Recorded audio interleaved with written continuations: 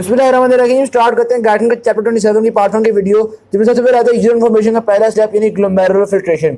Glomerular filtration basically होता है क्या, ये देखिएगा ये हमारे पास ग्लोमेरुल आया है जिसमें बहुत सारे ग्लोमेरुलर कैपिलरीज हैं। जब इनमें ब्लड आता है तो बहुत सा ब्लड प्लाज्मा यानी बहुत सा फ्लूइड, बहुत सा वाटर जो है वो कैपिलरी से निकल जाता है, ठीक है, फिल्टर आउट हो जाता है। फिल्टर होकर इस बोमेंस कैप्सूल में आ जाता है। तो ये जो ग्लोमेरुला से बहुत सारा कुछ फिल्टर आउट हुआ है, कुछ इलेक्ट्रोलाइट्स वगैरह फिल्टर आउट हुए हैं, इसको हम नाम देते हैं ग्लोमेरुलर फिल्ट्रेशन।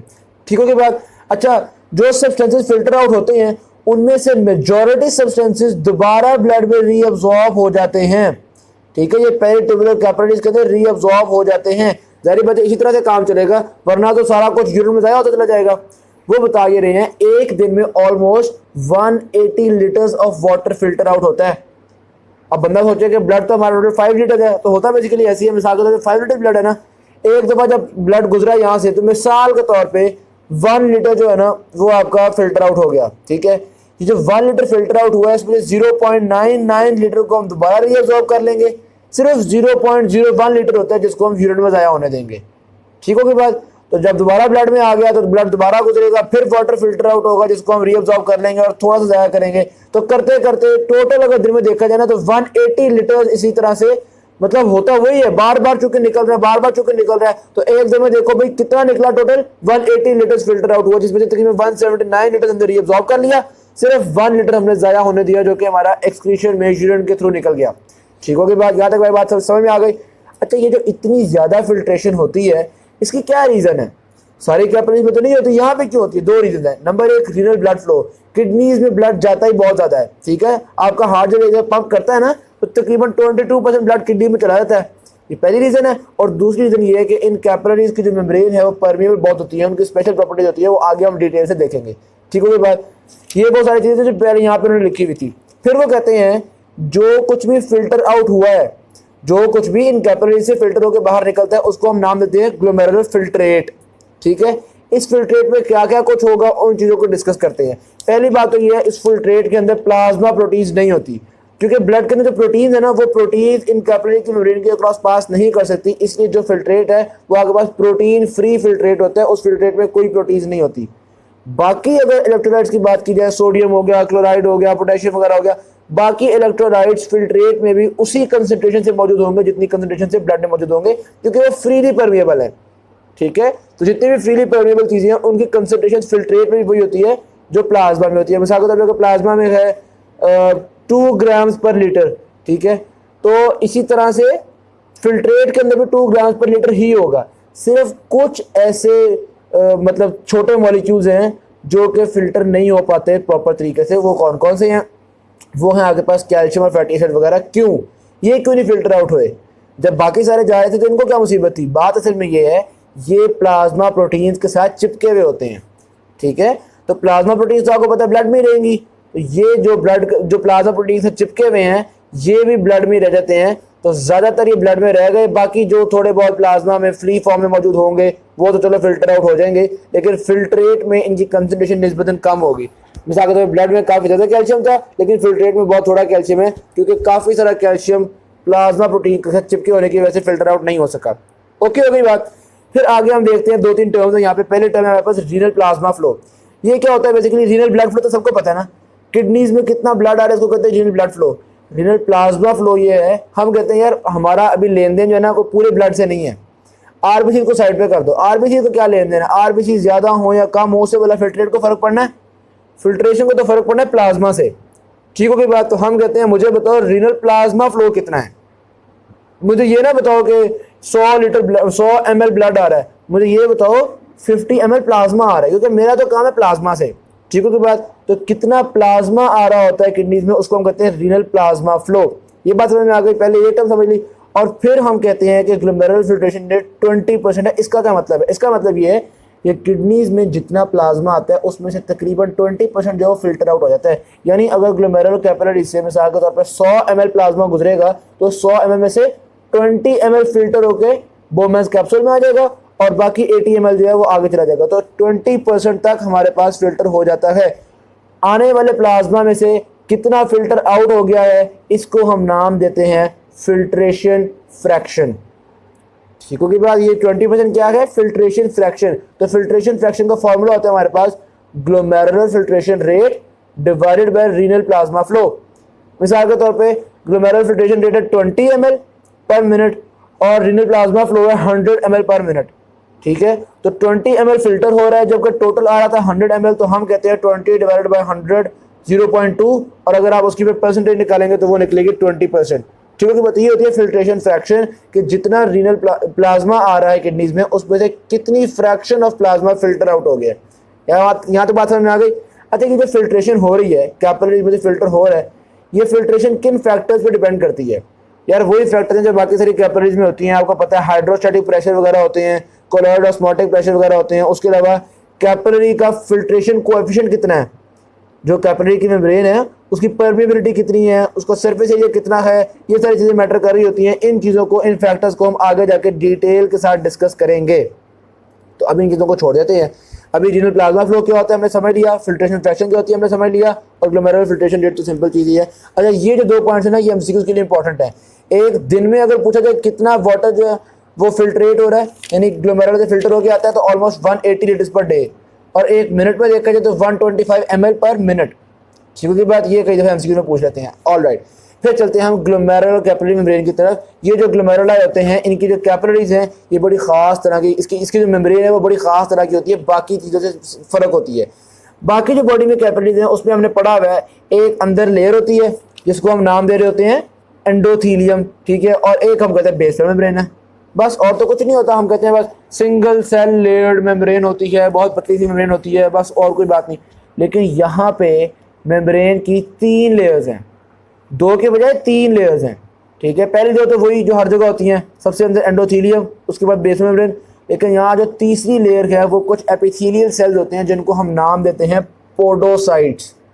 ठीक है, तो ये जो ग्लोमेरुलाई की कैपिलरी मेम्ब्रेन होती है ये आम कैपिलरी मेम्ब्रेन की निस्बत ज़्यादा थिक होती है, ज़्यादा चौड़ी होती है। ये कुदरत का निज़ाम है। देखो, ऑल्दो है ज़्यादा थिक लेकिन परमिएबल भी ज़्यादा है। वो क्यों ज़्यादा परमिएबल है देखते हैं। अब हम ना एक एक करके सारे लेयर्स को देखते हैं।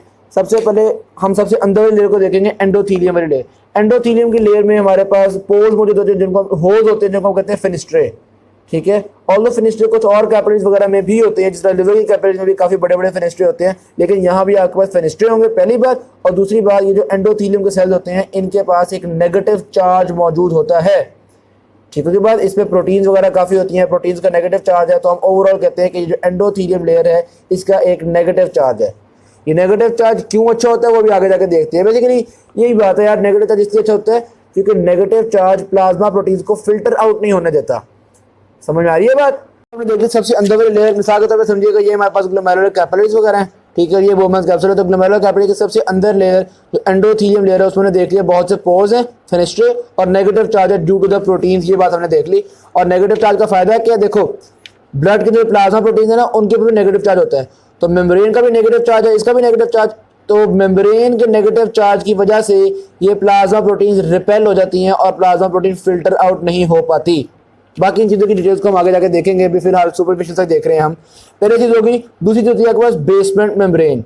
ठीक है, दूसरी लेयर आगे बेसमेंट मेम्ब्रेन। इस बेसमेंट मेम्ब्रेन के अंदर भी लार्ज स्पेसेस मौजूद होंगी ताकि फिल्टर आउट हो सके चीज़ें आराम से। और इस बेसमेंट मेम्ब्रेन का भी एक स्ट्रॉन्ग नेगेटिव इलेक्ट्रिकल चार्ज होता है प्रोटीओग्लाइकान वगैरह की वजह से। ठीक है, के बाद पहली लेयर का भी नेगेटिव चार्ज था, दूसरी लेयर का भी नेगेटिव चार्ज था, और जो तीसरी लेयर है जिसमें हम कहते हैं पोडोसाइट्स हैं, खास सेल्स, इस लेयर में भी नेगेटिव चार्ज होता है। लेकिन तीसरी लेयर के अंदर स्लिट पोर्स वगैरह मौजूद हैं, बड़ी बड़ी कैविटीज मौजूद हैं। अभी तीसरी लेयर जो नहीं बड़ी फर्क किस्म की है, ये शायद आपको पहले ना पता हो। तो अब हम देखते हैं, बेसिकली एक हिस्टोलॉजी की डायग्राम को मैं डिस्कस कर रहा हूँ, ये देखिएगा। सबसे पहले समझने की देखना, ये इन्होंने ना ग्लोमेरुलाई का एक छोटा सा स्ट्रक्चर शो किया हुआ है जिसमें ये आपके पास कैपिलरी गुजर रही है। ठीक है, ये हल्का सा क्रॉस सेक्शन शो किया है उन्होंने कैपिलरी का। तो पहले तो कैपिलरी के जो अपने सेल्स हैं वो आपके पास एंडोथीलियम सेल्स हो गए, ये उन्होंने लेबल भी किया हुआ है एंडोथीलियम। ठीक है, एंडोथीलियम के बाद साथ ही एक और लेयर है जिसको हम कहते हैं बेसमेंट मेम्ब्रेन, ये जो लिखा हुआ है GBM ग्लोमेरुलर बेसमेंट मेम्ब्रेन। ठीक हो गई, ये आगे पास आगे बेसमेंट मेम्ब्रेन। तो पहले आपके पास एंडोथीलियम के सेल्स, उसके बाद बेसमेंट मेम्ब्रेन, और बेसमेंट मेम्ब्रेन से भी बाहर आप देख सकते हैं ये बड़े बड़े जो सेल्स हैं, इन सेल्स को हम नाम देते हैं पोडोसाइट्स। ये बड़े अजीब किस्म के सेल्स हैं, ये इनफैक्ट पूरी आप एक शीट नहीं फॉर्म करेंगे। देखना, ये सेल के सेल बॉडी है, ठीक है, और ये सेल में से ऐसे शाखें निकल रही होती हैं, बस ये शाखें, इन शाखों के बीच में अच्छे बड़े सुराख मौजूद हैं ऑल दो, ठीक है। तो यानी कि ये जो लेयर है ये ऐसा तो नहीं है कि किसी सब्सटेंस को अपने अंदर से गुजरने से रोकेगी, क्योंकि इतने बड़े बड़े सुराख मौजूद है जिनको हम कहते हैं स्लिट पोर्स। सिर्फ फायदा ये है कि इस लेयर का भी एक नेगेटिव चार्ज होता है, तो ये लेयर भी प्लाज्मा प्रोटीन्स को रिपेल जरूर करेगी, ठीक है। फिल्ट्रेशन में रुकावट तो नहीं ना बनेगी, जाहिर सी बात है, आप देख सकते हैं तो बड़ी बड़ी कैविटीज मौजूद हैं, अलबत्ता इनका भी नेगेटिव चार्ज है, तो ये प्लाज्मा प्रोटीन्स को रिपेल जरूर करती हैं। ये जो मैंने आपको दिखाया था लंबे लंबे प्रोसेस थे, उसको उन्होंने नाम दिया, तो उन प्रोसेस को हम पेडिसेल्स भी कहते हैं। और ये पेडिसेल्स जो होते हैं इन्होंने कैपिलरीज को पूरी तरह सराउंड किया हुआ था, वो हमने डायग्राम देख ली अच्छी तरह से, स्लिट पोर्स, नेगेटिव चार्ज, सारा कुछ हम डिस्कस कर चुके हैं। वो कहते हैं कि ग्लोमेरुलर कैपिलरीज आपने देखा है कि इसकी जो मेम्ब्रेन है बाकी कैपिलरीज की निस्बत ज्यादा थिक होती है, लेकिन एट द सेम टाइम ज्यादा पोरस भी होती है, ज्यादा इसके अंदर पोर्स वगैरह मौजूद होते हैं, ज्यादा परमिबिलिटी होती है इसकी, ठीक है। लेकिन हर चीज की परमिबिलिटी नहीं है, ये अपने थ्रू सब्सटेंसेस को सिलेक्टिवली पास करने देती है, हर सब्सटेंस को पास नहीं करने देती। ये जो सिलेक्शन है, यानी फैसला करना है कि इसको पास करने दूंगी, इसको पास नहीं करने दूंगी, ये सिलेक्शन किस बेस पे होती है? दो बेसिस, नंबर एक साइज ऑफ द सब्सटेंस और नंबर दो चार्ज ऑफ द सब्सटेंस।